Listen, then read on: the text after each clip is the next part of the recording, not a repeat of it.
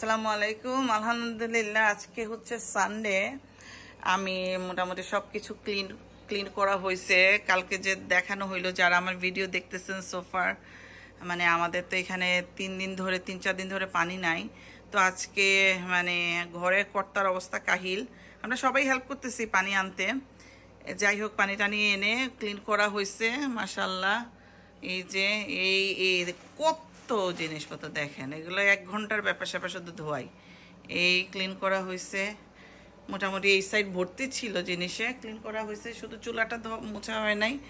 এই যতটুকুন পারছে এইটাই মাশাআল্লাহ, মারহাবা।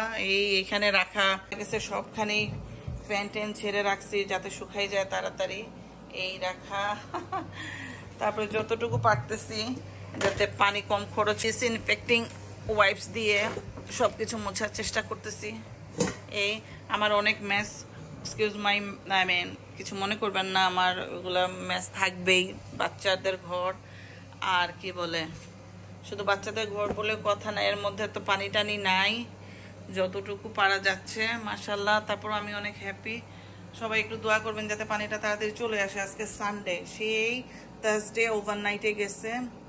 হ্যাঁ, আই মিন থার্সডে ওভারনাইট না, অ্যাকচুয়ালি থার্সডে ধরে নাইট আর শুক্রবার ভোর রাত 2টা থেকে পানি নাই, এই অবস্থা আর কি। এর মধ্যে আমি টিভি ছেড়ে রাখছি।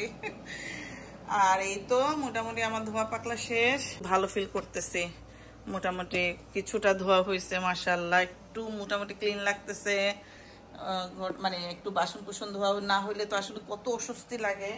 এখন শুধু যেটা দরকার, এখন আমার ফ্লোরটা যদি মাপ দিয়ে দেয়, I good to go, like আমি ভালো মাপ আমি দিছি। আমি কালকে রাতেও বাচ্চাদের ঘর তো মাপ এভরি সিঙ্গল ডে কতবার দেয়া হয়, এটা হিসাব নিকাশ ছাড়া অনেস্টলি।